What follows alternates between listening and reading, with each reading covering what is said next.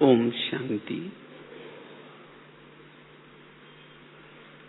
आज का विषय बहुत ही महत्व का है और हमारे ब्राह्मण जीवन का फाउंडेशन है। पुरुषार्थ में आत्माभिमानी स्थिति का महत्व। आज सबने मुरली सुनी होगी।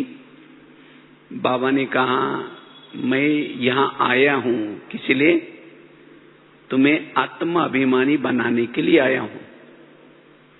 क्योंकि बाबा ने वो भी शब्द यूज किया, अगर तुम्हें पुण्य आत्मा बनना है उसका साधन क्या है?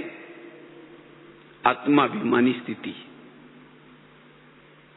और बाबा ने कहा कि दुनिया ने भले गुरु बहुत हो गए, साधु बहुत हो गए, लेकिन किसी ने भी ये आत्माभिमानी बनने का हुनर नहीं सिखाया। केवल संगम युग में ही बाबा ही सिखाता है। और बाबा ने तो इस आज की मुरली में मुझे लगता है 2-2, 3-3 लाइन के बाद बार बार इस बात को दोहराया है, क्योंकि ये लेसन हमारे पुरुषार्थ में बहुत महत्व का है। जैसे कोई भी चीज इंपॉर्टेंट होती है तो टीचर बार बार उसको दोहराता है। उनको पता है कि ये ही परीक्षा में आने वाला है। तो इसी तरह बीच बीच में बाबा को ऐसी मुरलियां चलानी पड़ती हैं, क्योंकि बाबा को पता है कि इनका ये लेसन कच्चा है और इसलिए उनके जीवन में परिवर्तन नहीं आ रहा है। तो ये पहला लेसन हमें पक्का करना है। ब्रह्मा बाबा ने इस लेसन के ऊपर कितना ध्यान दिया, और बाबा इसी एक लेसन से बाबा ने कितना बड़ा ऊंचा पद प्राप्त किया। तो फॉलो फादर करना मतलब क्या करना? जो बाबा ने किया, ब्रह्मा बाबा ने किया, वही हमें करना है। नहीं तो कई भाई बहनों को पुरुषार्थ में मेहनत लगती है, संस्कार परिवर्तन में मेहनत लगती है, किसी के अंदर की कमी कमजोरी दिखाई पड़ती है। ये सब का कारण क्या है? हमारा देह भान। अगर हम देही अभिमानी बनेंगे तो हमारे जीवन की सब समस्या खत्म हो जाएंगी। हम निर्विघ्न बन जाएंगे। इसलिए बाबा कहते ये मेहनत करो। जैसे कोई अगर बिल्डिंग बनाई, लेकिन बिल्डिंग का अगर फाउंडेशन ही रेत पर है, आंधी आएगी, तूफान आएगी, भूकंप आएगा, वो बिल्डिंग गिर जाएगी। इसी तरह ज्ञान में आए और ज्ञान में आकर के अगर हमने आत्मा का पाठ पक्का ही नहीं किया और बातों में लगे हैं, औरों को ज्ञान सुनाने में लगे हैं, स्थूल सेवा में लगे हैं, लेकिन जब कोई विघ्न आता है, समस्या आती है, हम फेल हो जाते हैं। क्यों? क्योंकि फाउंडेशन कच्चा है। इसीलिए अभी भी हमारे पास टाइम है, हमें इस लेसन का अनुभव करना है। पुरुषार्थ में आत्माभिमानी स्थिति का बहुत महत्व है। इससे से हम अपने अंदर के जो भी कड़े से कड़े संस्कार हो, कैसे भी संस्कार हो, उसको हम बदल सकते हैं। जैसे अभी कुछ दिन पहले दशहरा मनाया, तो दशहरे में क्या करते हैं? रावण को जलाते हैं। वैसे तो कहते हैं जब राम और रावण का युद्ध चल रहा था, राम क्या करता है? रावण का एक सिर काटता है, फिर दूसरा काटता है, फिर तीसरा काटता है, रावण नहीं मरता। फिर विभीषण आकर के राम के कान में 2-3 बातें सुनाता है। कहता है ये ऐसा नहीं मरेगा, उसके नाभि में तीर लगाओ। और जब नाभि में तीर लगा तो रावण क्या हो गया? मर गया। इसी तरह आज हम भी युद्ध करने में लगे हैं। कोई 2 साल से लगा हुआ है, कोई 4 साल से लगा हुआ है, लेकिन हमारे अंदर का रावण नहीं मर रहा है। क्यों नहीं मर रहे हैं? क्योंकि हम उसके गले तो काट रहे हैं। कभी काम का गला काटते हैं, कभी क्रोध का काटते हैं, वो कट तो जाता है, फिर दोबारा जुड़ जाता है,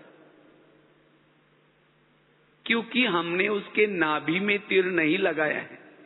तो नाभि क्या है? देह अभिमान। जब तक हम आत्माभिमानी नहीं बनेंगे तब तक रावण खत्म नहीं होगा। संस्कार जागृत होने का स्थान है देवान। इसलिए बाबा कहते बच्चे आत्माभिमानी देहाभिमानी बनो, इसकी मेहनत करो तो संस्कार आपके जीवन में रिपीट नहीं होंगे।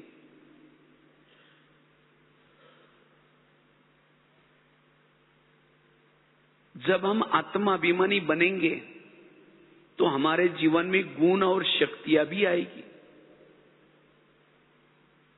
जो आत्माभिमानी स्थिति में रहते हैं उसके इर्द गिर्द में गुण और शक्तियां रहती हैं, चाहे सहन शक्ति, चाहे परखने की शक्ति, चाहे निर्णय शक्ति, चाहे अंतर्मुखता का गुण, धैर्यता का गुण। आज कई भाई बहने चाहते हैं मुझे मेरे अंदर सहन शक्ति आए, लेकिन जब समय आता है तो सहन नहीं होता, संकल्प चलते हैं। कारण क्या है? देवान।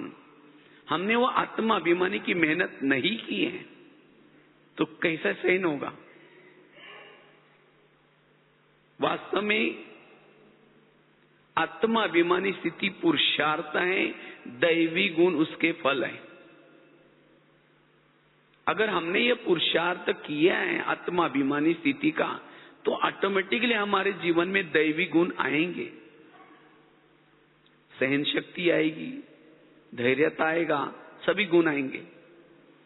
और जब हमारे जीवन में दैवी गुण दिखाई पड़ेंगे तब हमारा व्यवहार सबको बड़ा प्रिय लगेगा, सबको बहुत अच्छा लगेगा।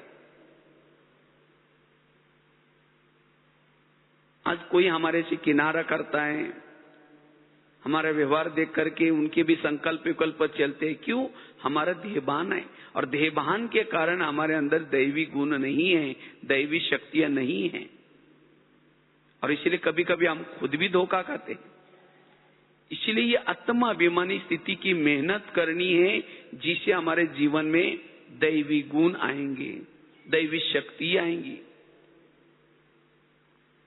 जितना ये आत्माभिमानी स्थिति की मेहनत करेंगे उतना अति इंद्रिय सुख मिलेगा।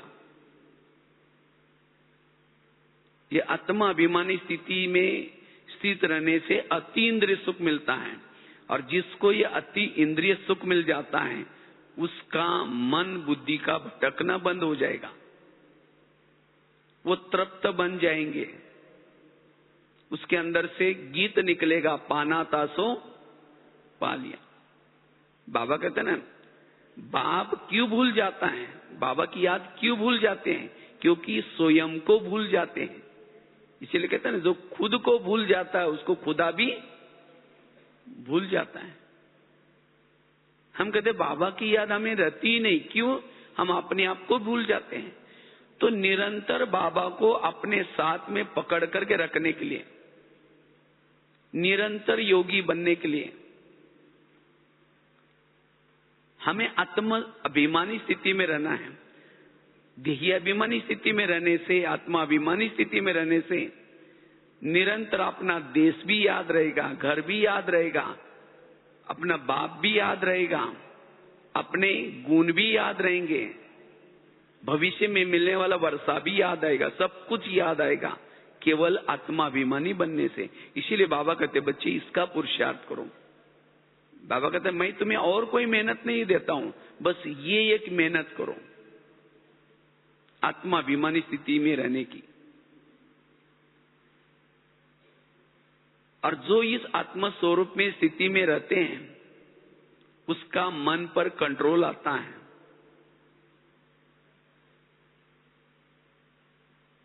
उसका मन कंट्रोल, संकल्प नहीं चलेंगे। आज मन हमारे पर राज्य करता है। क्यों? हम देह भान में जब होते हैं तो मन हमारे ऊपर राज्य करता है, और जब हम आत्माभिमानी स्थिति में रहते हैं तो मन भी चुपचाप रहेगा। और जब जिसका मन राज्य करता है उसके राज्य में सब गड़बड़ी ही रहेगी। इसलिए बाबा कहते बच्चे आत्माभिमानी स्थिति में स्थित रहो। आत्म स्थिति में रहने वाला जितना देहाभिमानी स्थिति में स्थित रहता है वो कर्म योगी बन सकता है। कर्म हाथ से हो रहा है, कर्म हो रहा है, लेकिन तो भी योगयुक्त स्थिति रहेगी। उसका टाइम वेस्ट नहीं जाएगा। भले रात में सोया है, कर्म कर रहा है, तो भी टाइम सफल हो रहा है। इसलिए इसका पुरुषार्थ करना है। जितना ये आत्म स्वरूप में रहते हैं उतना हम अपना दर्शन कर सकेंगे। जिसको आत्म दर्शन होता है, अपनी आत्मा जिसको दिखाई पड़ती है, उसको इस संसार का व्यर्थ कुछ भी दिखाई नहीं पड़ेगा। और जो आत्मा अपने आप को देखता है, अपना खुद का दर्शन करता है, उसको परमात्मा का भी दर्शन होता है, जिसको बाबा कहते हैं अंतर्मुक्ता।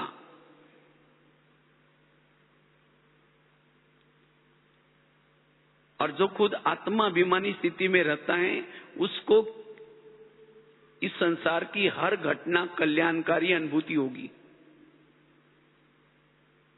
हर बात कल्याणकारी सिद्ध होगी। वो बुराई में से भी अच्छाई देखेगा।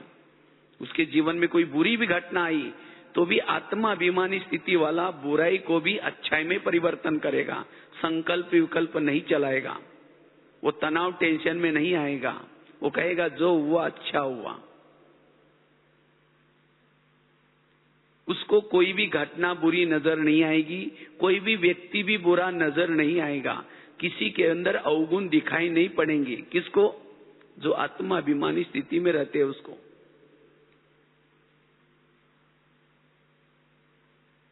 इसलिए बाबा कहते हैं इस बात की मेहनत करनी, हमें आत्म स्थिति में स्थित रहने का। बार बार अंदर से अपना वो स्वरूप जागृत रहे।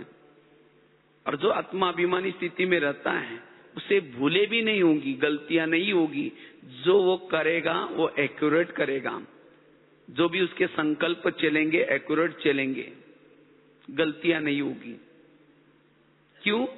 जैसे अगर कोई व्यक्ति अंधेरे में चल रहा है और उसके पास लाइट है, टॉर्च है, तो खड्डे में थोड़ी जाएगा वो, क्योंकि लाइट टॉर्च है उसके पास।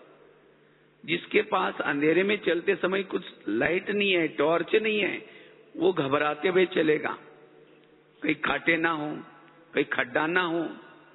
उसको डर भी होगा, भय भी होगा, क्योंकि अंधेरा है। इसी तरह इस कलयुग में अंधेरा है। और जिसने अपनी देही अभिमानी स्थिति की, आत्मा अभिमानी स्थिति की टॉर्च जलाई है, जिसकी आत्माभिमानी स्थिति है, वो हर कर्म एक्यूरेट करेगा। उसको किसी की राय लेने की भी कोई आवश्यकता नहीं। उसको ना डर होगा ना भय होगा, वो सदा हर्षित मुख रहेगा। ओरिजिनल हर्षित मुक्ता की स्थिति रहेगी, जिसको बाबा कहते हैं ना बच्चे सदा खुश रहो। वो खुशी कब आएगी? जितनी हमारी वो अंदर से स्थिति है, जिसकी अशरीरी स्थिति है, आत्माभिमानी स्थिति है, जिसका मन अंदर से चुप है, उसको अतीन्द्रिय सुख मिल रहे हैं। वो कैसी भी परिस्थिति हो, कैसी भी बातें हो, लेकिन उसकी अंदर से वो हर्षित मुक्ता की स्थिति रहेगी, खुशनुमा स्थिति रहेगी। इसीलिए अगर मुझे देवताओं के संस्कार, देवताओं की संस्कृति जागृत करनी है तो ये मेहनत करनी है। वास्तव में बाबा परमधाम से क्यों आया है? हमें आत्माभिमानी बनाने के लिए आए हैं। ये कलयुग क्यों बन गया? सब देह भान में आने के कारण क्या हो गया? कलयुग हो गया। सतयुग कब आएगा? जब हम सब आत्माभिमानी बनेंगे तब क्या आएगा? सतयुग आएगा। इसलिए ये मूल लेसन है, यही आज हमारे जीवन के प्रॉब्लम का कारण है। अगर मैं ब्राह्मण बन करके मेरे जीवन में कोई प्रॉब्लम्स आ रहे हैं, कोई संस्कारों के प्रॉब्लम, कोई विकारों के प्रॉब्लम, कोई व्यक्ति के तरफ से प्रॉब्लम आ रहे हैं, उस व्यक्ति की गलती नहीं है। मैं देह भान में आया हूं, इसीलिए मेरे जीवन में प्रॉब्लम है और कुछ नहीं है। और हम क्या कहते हैं? उसको बदलना चाहिए, उसको ऐसा करना चाहिए। उसको बदलने की कोई जरूरत नहीं, मुझे देही अभिमानी बनने की जरूरत है। अगर मैं देही अभिमानी बनूंगा, वो मेरे लिए कुछ भी करेगा तो भी मेरे संकल्प विकल्प नहीं चलेंगे। इसलिए बाबा कहते बच्चे ये मेहनत करो, ये आत्मा अभिमानी का अभ्यास करो। जितना इस स्वरूप में रहते हैं उतना आत्मा भ्रुकुटी के आसन पर रहती है। आत्मा अभिमानी स्थिति में रहने वाला भ्रुकुटी के आसन पर बैठेगा, और जो संगम युग में भ्रुकुटी के आसन पर बैठता है उसको ही भविष्य का राजा का आसन मिलेगा। जो देह भान में है उनको भविष्य का आसन नहीं मिलेगा, क्योंकि देह भान में आने से गलतियां होगी, इंद्रियों के वश होंगे। इसीलिए ये लेसन हमें पक्का करना है, इसके तरफ मेहनत करनी है। जो ये आत्माभिमानी स्थिति की मेहनत करते हैं उसको और कोई बातों की मेहनत नहीं लगेगी, ना योग की मेहनत लगेगी, ना कोई धारणा की मेहनत लगेगी। आज कईयों को धारणा करने की मेहनत लगती है, बंधनों से मुक्त बनने की मेहनत लगती है, कोई संस्कार परिवर्तन की मेहनत लगती है, कोई किसी के साथ एडजस्ट करना बड़ा मुश्किल होता है। ये सब मेहनत क्यों है? क्योंकि आत्मा अभिमानी स्थिति की मेहनत नहीं करते। इसलिए जिन्होंने ये आत्मा अभिमानी स्थिति की मेहनत की है, बाकी सभी मेहनतों से वो छूट जाएंगे।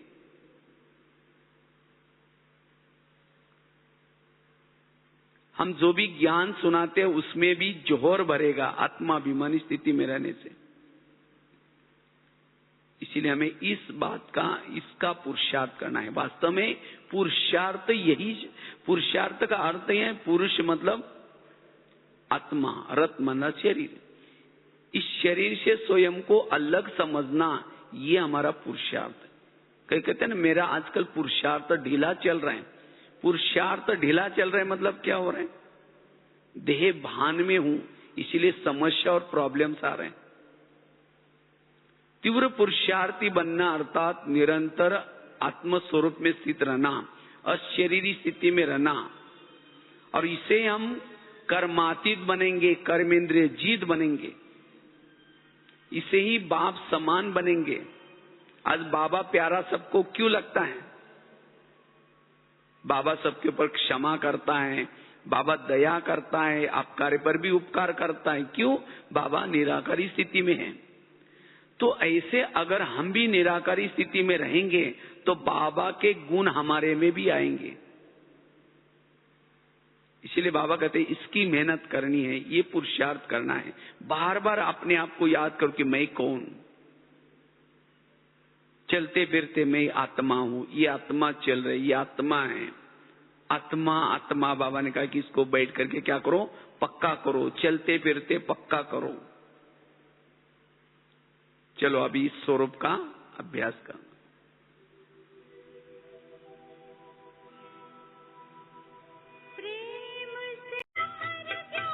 ये अभी हमने मेहनत करनी है। अगर नहीं करेंगे तो अंत समय में हमें यही होगा कि हम इतना दिन से ज्ञान में चले लेकिन ना मेरे संस्कार बदले, जैसे लगेगा हम जैसे थे वैसे ही रहे।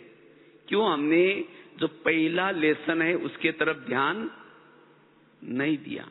तो अगर हम अपने आप में परिवर्तन करना चाहते हैं तो इस पहले लेसन के तरफ ध्यान देना है। अगर मेरे जीवन में कोई परिवर्तन नहीं हो रहा है, इसका मतलब मेरा देह भान खत्म नहीं हुआ। सबसे बड़ा विकार है काम, क्रोध, लोभ, मोह, अहंकार, ये तो बात की बात है, लेकिन सबसे बड़ा विकार है देहभान। देहभान आने से ही बाकी विकार सभी आ जाते हैं। देहभान विकारों का गेट है। इसलिए बाबा ने पहला ही लेसन यहां ये सिखाया, अगर विकारों के ऊपर जीत प्राप्त करना है तो ये पाठ पक्का करो। बाकी बीच के जो लेसन हैं, चाहे सीढ़ी है, चाहे जो भी है कुछ, ये सब आत्माभिमानी बनाने के लिए है। जो पहला लेसन वही अंत का लेसन होगा। आज हम मुरली सुनते हैं, किसी लिए सुनते हैं? चाहे धारणा करते हैं, खान पान की धारणा है, चाहे जो भी कुछ धारणा करते हैं, जो 4 सब्जेक्ट बाबा ने रखे हैं, किसी लिए रखे हैं? चाहे ज्ञान का सब्जेक्ट है, चाहे योग का सब्जेक्ट है, चाहे धारणा का सब्जेक्ट है, चाहे सेवा का सब्जेक्ट है, इसका रिजल्ट में क्या है? ये चारों भी सब्जेक्ट आत्माभिमानी बनाने के लिए है। अगर ये चारों सब्जेक्ट मेरे अच्छे हैं तो मेरी स्थिति क्या चाहिए? आत्माभिमानी स्थिति चाहिए। अगर मेरा ज्ञान का सब्जेक्ट बहुत अच्छा है, रोज हम एक्यूरेट मुरली सुनते हैं, मेरे पास ज्ञान बहुत हो गया, तो क्या चाहिए? आत्माभिमानी स्थिति चाहिए। अगर मुरली सुनने के बाद फिर भी मेरी आत्माभिमानी स्थिति नहीं है, इसका मतलब हम मुरली केवल नेमिनाथ बन करके सुन रहे हैं, उस मुरली को धारण नहीं किया है, उस मुरली अनुसार चाल चलन नहीं है। इसीलिए मुझे इस ज्ञान के सब्जेक्ट के ऊपर और ध्यान देना है, उसका मनन चिंतन करना है, उसका स्वरूप बनना है। अगर आत्माभिमानी स्थिति नहीं है, इसका मतलब ज्ञान का सब्जेक्ट मेरा कच्चा है। कई कहते हम तो योग रोज करते हैं, बहुत योग करते हैं, सवेरे का करते हैं, अमृत वाला भी करते हैं, शाम का भी करते हैं। जब योग करते तो स्थिति क्या चाहिए? आत्माभिमानी स्थिति चाहिए। अगर योग करने के बाद फिर भी मेरी आत्माभिमानी स्थिति नहीं है, इसका मतलब जब योग में बैठे थे वो बुद्धि कहीं और भटक रही थी, मन कहीं और गया था, वो शिव बाबा के पास नहीं गया था, वो विधि से योग नहीं हुआ। तो मेरा अगर योग अच्छा है, विधि से है, तो मेरी स्थिति क्या चाहिए? आत्माभिमानी स्थिति चाहिए। कई कहते हम तो बस जब से ज्ञान में पक्की धारणा है, हमारी धारणा का सब्जेक्ट तो मेरा बहुत अच्छा है, तो लेकिन रिजल्ट में क्या चाहिए? आत्माभिमानी स्थिति चाहिए। अगर इतना मेरी धारणा, खान पान की धारणा, ब्रह्म पवित्रता की धारणा सब पक्की है, तो आत्माभिमानी स्थिति क्यों नहीं है? इसका मतलब वो धारणा में भी कोई ना कोई, भले स्थूल में पवित्र है, लेकिन तो भी मनसा वाचा कर्मना में वो वेस्ट जा रहे हैं। है पवित्र, लेकिन तो भी चेहरे में कोई रौनक नहीं है, चेहरा लटका पड़ा हुआ है। कौन कहेगा पवित्र है? वो स्थूल में भले पवित्र है, लेकिन अंदर से कोई किसी की कमी कमजोरी देख करके, कोई ना कोई भविष्य के बारे में टेंशन चिंतन करके वो ऊर्जा वेस्ट हो जाए। इसलिए केवल धारणा करना इतना ही नहीं, लेकिन उसके सूक्ष्मता में जाना है, तब रिजल्ट में आत्माभिमानी स्थिति रहेगी। या हम सेवा बहुत करते हैं, मैंने बहुत सारी दुआएं ली है सेवा से, तो रिजल्ट में क्या चाहिए? वो आत्माभिमानी स्थिति चाहिए। नहीं तो सेवा करने के बाद फिर भी मेरी आत्माभिमानी स्थिति नहीं है, मतलब वो सेवा दिखावटी वाली है। उस सेवा में कुछ नहीं मिलता तो संकल्प विकल्प चल रहे हैं। एक्चुअली ये 4 सब्जेक्ट बाबा ने दिया है आत्माभिमानी बनाने के लिए। जो भी बाबा ने नियम संयम जो भी बनाए हैं, सब आत्माभिमानी बनाने के लिए हैं। और जो आत्माभिमानी बनेंगे उनके जीवन में देवताओं की तरह संस्कार आएंगे। और वास्तव में सतयुग से भी हमारा ये जन्म ऊंचा है, क्योंकि एक पहला जन्म कहां से गिना जाता है? ये वाला संगम का जन्म। तो देवताओं से भी हमारा ये अच्छा उत्तम जन्म है। तो उस उत्तम जन्म का अनुभव करने के लिए स्थिति चाहिए, आत्माभिमानी स्थिति। अगर संगम युग में हमारा ध्येय का भान है तो ये हमारा युद्ध, संगम युग बड़ा युद्ध वाला, संघर्ष वाला अनुभव होगा, वो आनंद नहीं आएगा। इसलिए संगम के इस प्रभु मिलन को अगर सफल बनाना है, अनुभव करना है, इसलिए आत्माभिमानी स्थिति के हमें क्या करना है? मेहनत करनी। तो हम आत्माभिमानी स्थिति हमारी बनी रहे नेचुरल, उसके लिए कुछ बातों की धारणा जरूरी है, क्योंकि आत्माभिमानी स्थिति कुछ बातों का रिजल्ट है। तो सबसे पहली बात है, अगर मुझे आत्मानुभूति करनी है, उसके लिए रोज हमें अपना दरबार लगाना है। अभी गीत सुन रहे थे ना, भ्रुकुटी आसन पर हम आत्मा शासन करे राज्य करे। जिसे ब्रह्मा बाबा ने ये पहला लेसन पक्का करने के लिए बाबा ने क्या किया? रोज अपना दरबार लगाया। लेकिन आज हमारा इसके तरफ ध्यान नहीं है, हम और बातों में बिजी हैं। लेकिन घर में क्या हो रहा है? घर कौन सा? यह शरीर घर है। इस घर में क्या हो रहा है उसके तरफ ध्यान नहीं है। इसीलिए कहते हैं ना, तुम अपने पहले घर को सुधारो। घर मतलब ये शरीर। क्योंकि हमें अगर स्वयं को शक्तिशाली बनना है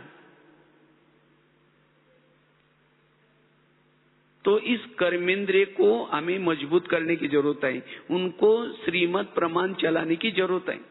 क्योंकि आत्मा को कमजोर करने का कारण है ये कर्मेंद्रिया, देह भान का कारण है कर्मेंद्रिया। इसीलिए रोज एक एक कर्मेंद्रिय पर हमें ध्यान देना है। कान से क्या सुनना है, मुख से क्या बोलना है, आंखों से क्या देखना है। अगर नहीं सुनते हमारी कर्मेंद्रिया, उसको सजा शिक्षा भी देनी है।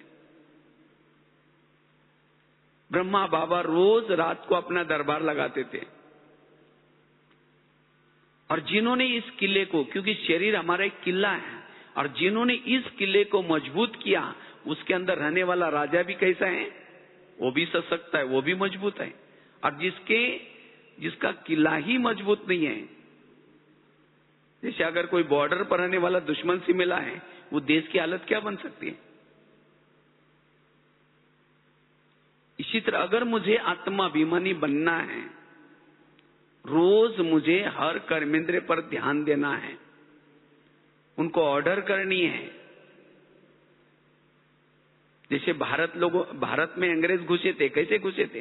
भारत में कुछ नवाब थे, अंग्रेज ने आकर के क्या किया? उन नवाबों के साथ दोस्ती की और भारत के ऊपर क्या किया? अटैक किया, और भारत क्या हो गया? परतंत्र में गया। इसी तरह माया रूपी अंग्रेज भी क्या करता है? देह भान में लाने के लिए इस कर्मेंद्र रूपी नवाबों के साथ दोस्ती करता है। कान के साथ दोस्ती कर दी, मुख के साथ दोस्ती कर दी, और फिर आत्मा को कमजोर बनाता है। इसीलिए मैं रोज अपने कर्मेंद्रिय पर क्या करना है? उनका दरबार लगाना है, उनको सावधान भी करना है। एक एक कर्मेंद्रिय से बातें करनी है, जैसे ब्रह्मा बाबा ने जो किया, और उससे धीरे धीरे हम आत्मा की ताकत बढ़ेगी और वो आत्मा देहाभिमानी स्थिति का अनुभव करेगी। इसीलिए रोज अपने कर्मेंद्रिय का दरबार लगाने की प्रैक्टिस करनी है। कान से बात करो, हे मेरे कान, तुम मेरे इस राज्य के शान हो। अगर तुम ना होते तो मैं ईश्वर के महावाक्य कैसे सुनता। इसीलिए हे कान, तुम्हारा बहुत धन्यवाद, तुम मुझे बहुत सहयोग देते हो। लेकिन कभी कभी हे कान, तुम कभी व्यर्थ बातें भी सुनते हो। व्यर्थ बातें सुनने के लिए तुमको मैंने रखा है। अगर तुम व्यर्थ बातें सुनेगा, मैं तुम्हें सजा दूंगा। ये दरबार में लगा करके उनको बताया, फिर रात को चेक भी करो। इसी तरह जिन्होंने अपने स्वयं की कर्मेंद्रिय पर ध्यान दिया वो व्यर्थों से मुक्त बनेगा, और जो व्यर्थों से मुक्त बनेगा वो क्या बनेगा? वो सशक्त राजा बनेगा, वो आत्माभिमानी बनेगा। दूसरी बात है, अगर आत्माभिमानी बनना है उसके लिए संकल्प हमारे समर्थ हो। जिसके संकल्प समर्थ, संकल्प पॉजिटिव, वही आत्माभिमानी बन सकता है, क्योंकि संकल्प आत्मा का भोजन है। जितना समर्थ सोचेंगे, पॉजिटिव सोचेंगे, उतना हमारी आत्मा की ताकत बढ़ती है, आत्माभिमानी स्थिति रहती है। अगर थोड़ा भी व्यर्थ सोचना शुरू किया, क्योंकि संकल्प से दृष्टि बनती है, दृष्टिकोण बनता है, वृत्ति बनती है, व्यवहार बनता है, सारे संकल्प से ही सब कुछ चलता है। अगर हमारे संकल्प ही निगेटिव है, सारा निगेटिव, और इसके कारण ध्येयाभिमान आता है। तो इसलिए हमारे संकल्प पॉजिटिव रहे, संकल्प समर्थ रहे। जिसके संकल्प कम चलते हैं, पॉजिटिव चलते हैं, उसकी ऊर्जा बचती है, उसी ऊर्जा का नाम है आत्मा। इसलिए मुझे कभी भी निगेटिव नहीं सोचना है, मुझे कभी भी व्यर्थ नहीं सोचना है, सदा पॉजिटिव सोच। पॉजिटिव सोच से हम आत्माभिमानी बनेंगे, अशरीरी बनेंगे। इसलिए व्यर्थ संकल्प से मुक्त। कहा जाता है, क्योंकि जितना व्यर्थ में रहेंगे उतना डर होगा, भय होगा, और जहां डर है, भय है, वही तो देहभान है।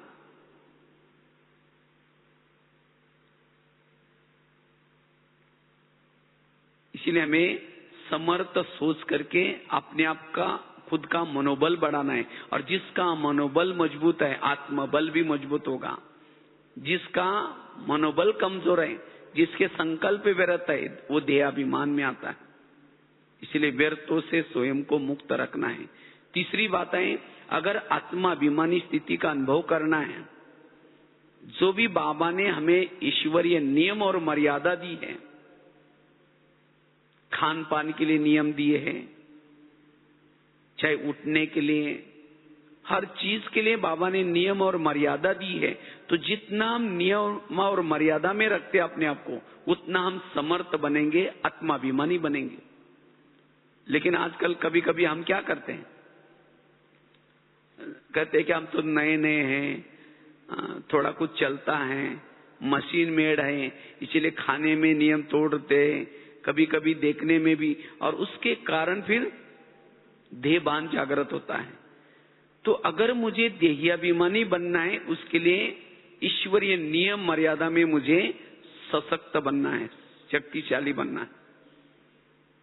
थोड़ा नियम मर्यादा ढीली हो गई, देहभान जागृत हो गया, और जहां देहभान आ गया वहां पुराने संस्कार आ गए, पुरानी बातें आ गई, सब कुछ आ गया। इसलिए आत्माभिमानी का साधन है श्रीमत का पालन, एक्यूरेट। तो कितनी बातें बताई? 3 बातें बताई। पहली बात है, रोज हमें अपना दरबार लगाना है। दूसरी बात बताई, व्यर्थ संकल्प से स्वयं को मुक्त रखना है। तीसरी बात बताई, श्रीमत का पालन। चौथी बात है, अगर मुझे आत्माभिमानी का अनुभव करना है, उसके लिए बाबा ने जो हमें एक बहुत अच्छा साधन दिए हैं, एक तो अमृत वेला का योग, दूसरा है क्लास के पहले का योग, और तीसरा है मुरली। ये रोज की दिनचर्या में इन 3 बातों के ऊपर ध्यान रखना है। ये 3 बातें हमें आत्माभिमानी बनाती हैं। तो इसलिए हम अपने दिनचर्या में रोज इन 3 बातों के ऊपर ध्यान दें। अमृत वेला का योग, क्लास के पहले भी आकर के थोड़ा सा योग करके फिर मुरली सुननी है।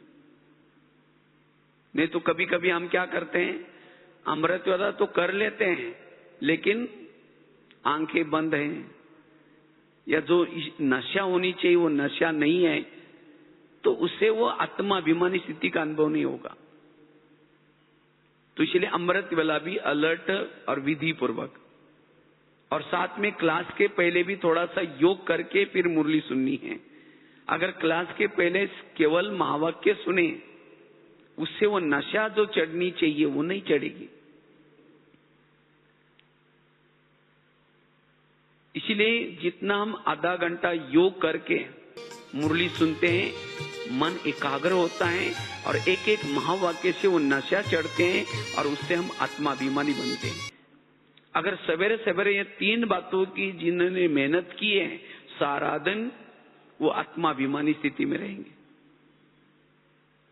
तो ये 3 बातों की तरफ ध्यान। कितनी बातें हो गई? क्या? 5वीं बात है, अगर आत्माभिमानी बनना है, पवित्रता की धारणा।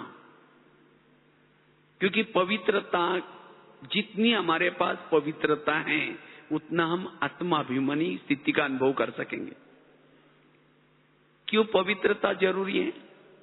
क्योंकि पवित्रता से ही हमारा आत्मा का दीपक जलता है। जैसे पहले जमाने में वो दिया या चिमनी रहती थी, उसमें केरोसिन डालते थे। अगर केरोसिन है तब जाकर के वो फ्लेम जलती। इसी तरह शरीर भी हमारा एक दिया है और उसके अंदर तेल है, पवित्रता। तो जिसके पास जितनी पवित्रता है, उसको कहने की जरूरत नहीं मैं आत्मा हूं, ऑटोमेटिकली आत्मा का अनुभव होगा। अगर मुझे आत्मा का अनुभव नहीं होता, इसका मतलब मेरे पास पवित्रता की कमी है। इसीलिए बाबा क्यों कहते हैं, जब से हम बीके बने हैं तो सबको क्या करना है, पवित्रता की धारणा जरूर करनी है। अगर पवित्रता की धारणा नहीं है, वो आत्मा का दीपक नहीं जलेगा, वो आत्मानुभूति नहीं होगी।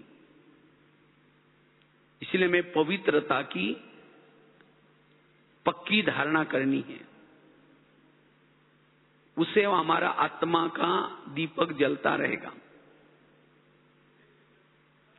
और लास्ट की बात है, अगर हमें आत्माभिमानी का अनुभव करना है, हम जब भी योग करते हैं, वो योग को क्या करना है, विधि से करने का पुरुषार्थ करना है। विधि से, क्योंकि योग में विधि से करेंगे तो सिद्धि प्राप्त होगी। तो योग की विधि क्या है? योग में 2 चीजें इंपॉर्टेंट रहती हैं, एक बुद्धि और दूसरा मन। तो बुद्धि विजन बनाती है और मन उस विजन के बारे में सोचता रहता है।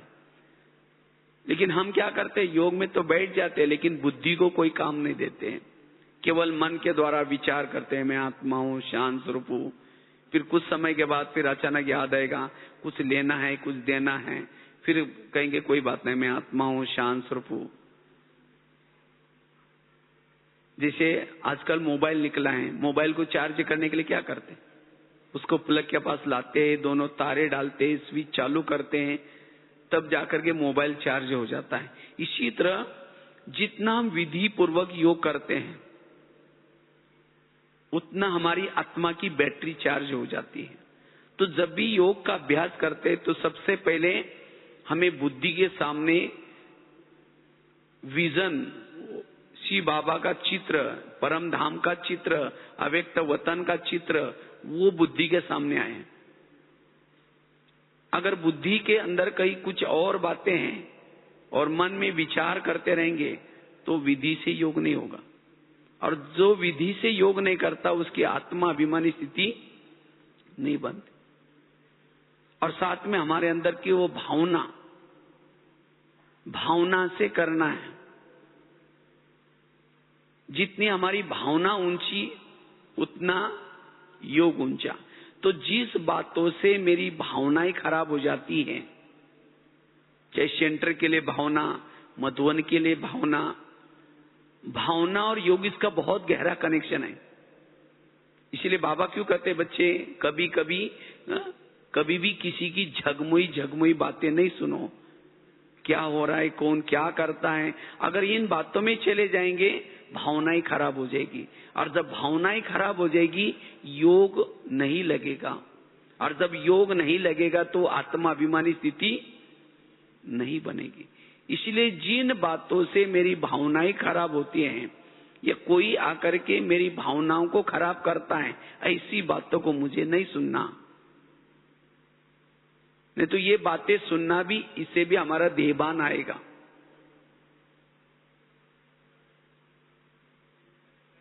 और जब हम ऐसा योग करते हैं, विधि से भावना वाला योग करते हैं, तो सहज ही हमारी आत्माभिमानी स्थिति रहती है। आज कई कहते हैं जब हम पहले यहाँ आए थे हमारा बहुत अच्छा योग लगता था, लेकिन अब पता नहीं क्या हो गया। क्यों हो गया? क्योंकि कोई ना कोई ऐसी बातें सुन ली, व्यर्थ बातें सुन ली, भावना खराब कर दी, और भावना खराब की इसलिए योग नहीं लग रहा है। इसलिए कोई भी बातों से भावनाओं को खराब नहीं करना है। भावना खराब होने का कारण है कोई ना कोई अवगुण देखना, किसी के अवगुण देखना, कोई स्थान के अवगुण देखना। इसलिए जितनी भावना ऊंची उतना योग ऊंचा, उतनी हमारी आत्माभिमानी स्थिति। तो इसलिए हमें ये आत्माभिमानी स्थिति का पुरुषार्थ करके हमारे अंदर जो भी कुछ जन्म जन्मांतर का कचरा है, विकर्म बने हैं, पाप बने हैं, उसको मुझे भस्म करना है। क्योंकि जितना हम आत्माभिमानी स्थिति में रहेंगे, निरंतर बाबा के सामने रहेंगे, ज्ञान सूर्य के साथ में रहेंगे, और उस ज्ञान सूर्य के साथ में रहने से उनके अंदर के शक्ति हमारे अंदर आएगी, और उसी शक्ति से हमारे विकर्म विनाश होंगे, और उससे हम पुण्य आत्मा बनेंगे। और साथ में वर्तमान समय भी हम पाप कर्मों से बच जाएंगे, हमारे से गलतियां नहीं होंगी। क्योंकि जितना हम आत्माभिमानी स्थिति में रहते हैं, सभी इंद्रियां हमारे वश हो जाती हैं, हमारे से संस्कार भी दब जाएंगे, संस्कार हमारे परिवर्तन हो जाएंगे आत्माभिमानी स्थिति से। इसलिए बाबा कहते बच्चे इस बात की मेहनत करो, पुरुषार्थ करो, और इससे आपको बहुत सुख मिलेगा। और जिसको ये सुख मिलता है, जैसे कोई जिलेबी खाता है, उसके सामने मुरमुरा रखो, उसको फीका लग जाएगा। इसी तरह जिन्होंने आत्मा अनुभव किया, उसको विकारों का सुख, दुनिया की कोई बातों का सुख, किसी व्यक्ति की तरफ भी आकर्षित नहीं होगा वो। तो इसलिए वो सुख प्राप्त करने के लिए हमें इस आत्माभिमानी स्थिति की मेहनत करनी है। यही वास्तव में हमारा पुरुषार्थ है, और इसी पुरुषार्थ से हमारा टाइम सफल हो जाएगा।